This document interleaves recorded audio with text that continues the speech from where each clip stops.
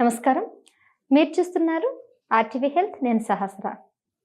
సంతానలేమి గురించి బాధపడుతున్న వాళ్ళు ఈ మధ్య కాలంలో చాలా ఐవీఎఫ్ సెంటర్లు రావడంతో దాన్ని ఎక్కువగా ప్రిఫర్ చేస్తున్నారు. అయితే ఐవీఎఫ్ సెంటర్స్‌లో కూడా కొంతమంది ఐవీఎఫ్‌కి వెళ్తున్నారు. కొంతమంది ఐయూవీకి వెళ్తున్నారు. సో, ఎవరు దేనికి వెళ్ళాలనే విషయాలు కూడా చాలా మందికి తెలీదు. సంతానలేమి వాళ్ళు అసలు ఏ దాన్ని గనుక మనం చూస్ చేసుకుంటే సక్సెస్ రేట్ ఎంత ఉందనే విషయాల మీద, అలాగే ఐవీఎఫ్‌కి మధ్య డిఫరెన్స్ ఏంటనే విషయాలు తెలియజేయడానికి ప్రస్తుతం మనతో పాటు ఉన్నారు doctor Naveen Kumar, MD pathologist. నమస్తే డాక్టర్. నమస్తే. డాక్టర్, సో సంతానలేమి గురించి బాధపడుతున్న వాళ్ళకి ఈ మధ్యన చాలా ఆప్షన్స్ వచ్చేస్తున్నాయి. సో, ఒకప్పుడు అంటే ఆహ్, ఇంకా ఎవరికైనా పిల్లలు లేరంటే అదొక శాపంలాగా బాధపడేవాళ్ళు. బట్ దేవుడి దయ వల్ల, ఆహ్, డాక్టర్స్ దయ వల్ల వాళ్ళే ఇక చాలా మంచి ఆప్షన్స్ అని అన్నీ తీసుకొస్తున్నారు. అందులోనూ ఇప్పుడు ఐయూవీ అండ్ ఐవీఎఫ్ అనేవి బాగా వినిపిస్తున్నటువంటి పేర్లు. సో, ఏంటి ఈ మధ్య ఈ రెండిటి మధ్య డిఫరెన్స్? అండ్ దీంట్లో సక్సెస్ రేట్ ఎంతవరకు ఉంటుంది? అయితే మెయిన్‌గా ఇప్పుడు ఇన్‌ఫెర్టిలిటీ అనేసరికి చాలామంది ఏంటంటే క్లినిక్‌కి వచ్చేస్తారు. కొన్నిసార్లు ఏంటంటే పేషెంట్స్ చదువుకొనే వస్తున్నారు. అంటే ఐయూఐ చేయండి, ఐవీఎఫ్ అని చెప్పి. ఐయూఐ అండ్ ఐవీఎఫ్ మెయిన్‌గా డిఫరెన్స్ ఏంటంటే ఐయూఐ ఏంటంటే ఇంట్రా యూటరైన్ ఇన్సెమినేషన్ అంటారనమాట. అసలు ఏంది ఇది అంటే నార్మల్‌గా ఇప్పుడు ఇద్దరు భార్యాభర్త కలిసినప్పుడు అండ్ మామూలుగా మేల్ హస్బెండ్‌లో స్పెర్మ్ రిలీజ్ అయితది. అండ్ ఫీమేల్‌లో ఓవం రిలీజ్ అయితది. ఈ 2 లైక్ కలిసినప్పుడే మనకు బేబీ ఫార్మ్ అయితది. అయితే ఇక్కడ మేము ఐయూఐలో ఏం చేస్తామంటే ఒకవేళ ఏమైనా ప్రాబ్లమ్ ఉంటే అంటే అబ్బాయిలో ఏమన్నా స్పెర్మ్ ప్రాబ్లమ్ ఉంటే ఒకవేళ అన్నీ లైక్ ఎట్లా చెప్పాలంటే మొటైల్ స్పెర్మ్స్ అంటామనమాట. దాంట్లో ఏమన్నా ఇబ్బంది ఉందంటే ఓన్లీ ఆ సెమన్ తీసుకొని అది మేము ఇంజెక్ట్ చేస్తాం. అమ్మాయిలో ఇంజెక్ట్ చేస్తే అది లోపలికి వెళ్ళిపోయి కలుస్తది. కానీ అది కలవచ్చు, కలవకపోవచ్చు. ఛాన్సెస్ ఉంటాయి. అందుకని ఐయూఐలో ఎక్కువ ఫెయిల్యూర్ ఛాన్సెస్ ఎక్కువ ఉంటాయన్నమాట. అందుకోసమని ఐయూఐకి వెళ్ళకుండా ఇప్పుడు ఐవీఎఫ్‌కి వెళ్ళమంటాం. ఐవీఎఫ్ ఏంటంటే ఇన్ విట్రో ఫెర్టిలైజేషన్ అంటాం.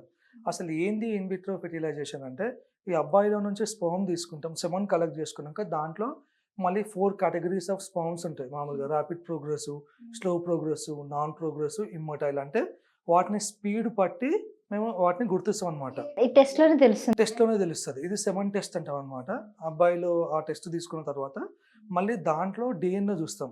ఆ సెమన్‌లో ఏవైతే ఉంటాయో ఫాస్ట్ మూవ్‌మెంట్ దాంట్లో డీఎన్ఏ కంటెంట్ బాగుండాలి. లేకపోతే ఫెయిల్ అయితది మళ్ళీ ఆ ప్రొసీజర్. అందుకని మంచి డీఎన్ఏ కంటెంట్ ఉన్న స్పెర్మ్ తీసుకొని అమ్మాయిలో ఎగ్ తీసుకుంటాం.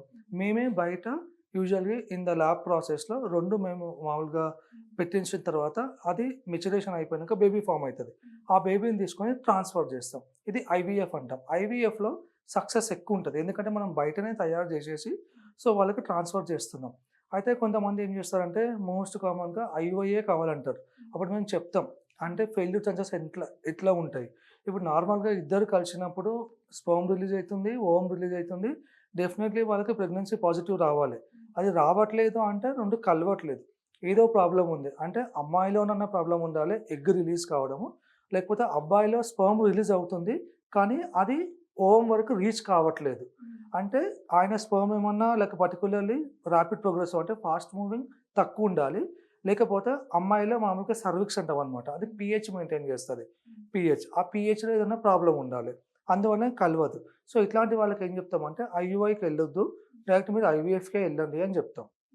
అయితే ఐవీఎఫ్ ఎప్పుడు మేము చూజ్ చేస్తాం మోస్ట్ కామన్ అంటే ఒకవేళ సపోజ్ ఎగ్జాంపుల్ ఇద్దరు భార్యాభర్త.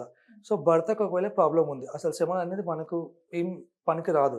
అట్లాంటప్పుడు మేము ఏం ఆప్షన్ ఇస్తామంటే ఇంకో క్వెషన్ ఏందంటే చాలా మందికి స్పెర్మ్ రిలీజ్ అవుతాయి గానీ అవి పనికి రాకుండా కూడా ఉంటాయంటారా? యెస్. యెస్. అంటే అన్ని లైక్ డెడెడ్. డెడ్ స్పెర్మ్స్ అంటామనమాట. అయితే ఇక్కడ చాలామంది ఏం చేస్తారంటే మామూలుగా ఈ స్పెర్మ్ కౌంటింగ్ అప్పుడు తెలియని మిస్టేక్ ఏందంటే వాళ్ళు టెస్ట్‌కి ఇయ్యమని చెప్తారు.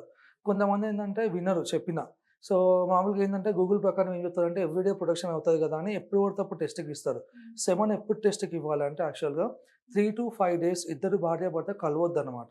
కలవకుంటే అట్‌లీస్ట్ 3 రోజులుండి నాలుగో రోజు గానీ, ఐదో రోజు గానీ ఆ సెమన్ టెస్ట్‌కి ఇవ్వాలి. ఎందుకు అట్లా 3-5 రోజులు గ్యాప్ ఉండమని చెప్తామంటే మనకు మెచ్యూరిటీ అనేది ఇంపార్టెంట్. అవి మెచ్యూర్ కానీకే 3 రోజులు టైం పడతది.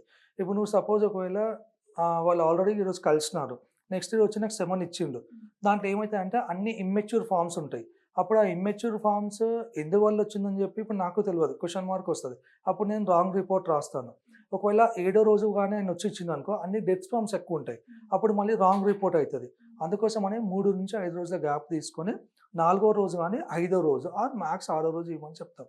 అయితే కొంతమందిలో ఏమైపోతాయంటే అన్ని డెడ్ స్పర్మ్స్ ఉంటాయి. వాళ్ళు ఏమంటారంటే లిక్విడ్ ఉంది కదా అంటారు. లిక్విడ్ ఉంది, అదే దాన్ని సెమన్ అంటాం. కానీ దాని లోపల స్పర్మాటోజోవా అంటే ఆ స్పర్మాటోజోవానే మనం చూసుకోవాలన్నమాట. ఇంపార్టెంట్. సెమన్ అంటే లిక్విడ్, ఆ లిక్విడ్ వస్తుంది కానీ దాని లోపల కంటెంట్ కావాలి మనకి స్పర్మ్స్. మళ్ళీ స్పర్మ్స్ లోపల డిఎన్ఏ కంటెంట్ ఉండాలి. అది ఇంపార్టెంట్ అనమాట ఇక్కడ. అది లేకపోతేనే మనకు ఐవీఎఫ్ అనేది సక్సెస్ కాదనమాట. ఈ డిఎన్ఏ కంటెంట్ అనేది స్పర్మ్ లో ఉంటుంది, ఓవమ్ లో కూడా ఉంటుందా? ఆ మాక్సిమం అనేది మనకి స్పర్మ్లో ఉంటుంది అనమాట. ఓవమ్ ఏంటంటే ఓవంలో మామూలుగా హార్మోన్స్ ఉంటాయి. హార్మోన్స్ రెండు కలిస్తేనే కదా బేబీ ఫామ్ కావాల్సింది. అందుకని ఎక్స్ క్రోమోజోమ్, వై క్రోమోజోమ్ అంటాం ఇప్పుడు. సో ఎక్స్ క్రోమోజోమ్ అనేది మదర్ నుంచి వస్తుంది, ఆ ఎగ్ నుంచి వస్తుంది. వై క్రోమోజోమ్ ఏమో ఇతర నుంచి వస్తుంది. ఏమన్నా మనకు అబ్నార్మాలిటీ ఉంటేనే ఈ కౌంట్ అనేది కొంచెం వేరీ అవుతుంది అనమాట. ఎక్కువ శాతం మామూలుగా ఇప్పుడు మేము చూస్తున్న దాని ప్రకారం ఏంటంటే ఒకటి అడ్వాన్స్డ్ ఏజ్, ఒకటి స్ట్రెస్, ఒకటి ఈ 2 ఎక్కువ కాజెస్. ఇంకా 3వది వచ్చేసి వాళ్ళు పాడు చేసుకుంటున్న లైఫ్ స్టైల్ హ్యాబిట్స్. సో ఈ మేజర్ 3 కాజెస్తోనే మనకి ఎక్కువ శాతం ఇన్ఫెర్టిలిటీ కేసెస్ ఎక్కువ అవుతున్నాయి. సో ఇంతకుముందు ఏంటంటే ఫీమేల్ ఎక్కువ ఉంటుండే 70%, 30% మేల్. బట్ ఇప్పుడు చూసుకుంటే ఆల్మోస్ట్ ఈక్వల్ 50-50%. ఇద్దరు ఈక్వలే ఉన్నారు ఇప్పుడు. సో ఇద్దరిలోనూ ప్రాబ్లమ్స్ ఉన్నాయి. మేజర్గా ఏంటంటే మెయిల్ అనేసరికి మనకు ఆ స్పర్మ్ ఎగ్జామినేషన్ చేసుకుంటాము, దాని నుంచి చెప్తాం. ఒకవేళ దాంట్లో అబ్నార్మాలిటీ ఉందనుకోండి, అప్పుడు మనకు సక్సెస్ రేట్ తక్కువ అవుతుంది. నువ్వు ఐయుఐకి వెళ్ళినా ఐవీఎఫ్కి వెళ్ళినా ఏం పనికిరాదు, సక్సెస్ ఉండదు మనకు. అందుకోసం అని గో ఫర్ స్పర్మ్ డొనార్ అని చెప్పి చెప్తాం అనమాట మేము. అట్లా ఒకవేళ అమ్మాయికి ప్రాబ్లం ఉందనుకోండి, అసలు ఎగ్ పెరగట్లేదు, ఎగ్ రిలీజే కావట్లేదు, అప్పుడు ఏం చెప్తామంటే సేమ్ వాళ్ళకి డొనార్కి వెళ్ళమని చెప్తాం. వాళ్ళకు డొనార్స్ ఉంటారు అనమాట, హెల్తీ డొనార్స్. వాళ్ళ నుంచి మనం ఎగ్స్ పికప్ చేసుకొని అవి మేము బయట ఫెర్టిలైజ్ చేసి వాళ్ళకి ట్రాన్స్ఫర్ చేస్తాం అనమాట. Right sir, thank you so much. చాలా విషయాలు తెలియజేశారు. అండ్ దీనికి సంబంధించి ఇంకా బోల్డ్ అన్ని విషయాలు మనం మాట్లాడుకుందాం. సో మీకు ఎవరికైనా డౌట్స్ ఉంటే దీనికి సంబంధించి కింద కామెంట్ చేయండి. డాక్టర్ గారితో నెక్స్ట్ వీడియోలో మళ్ళీ కలుద్దాం. Thank you so much.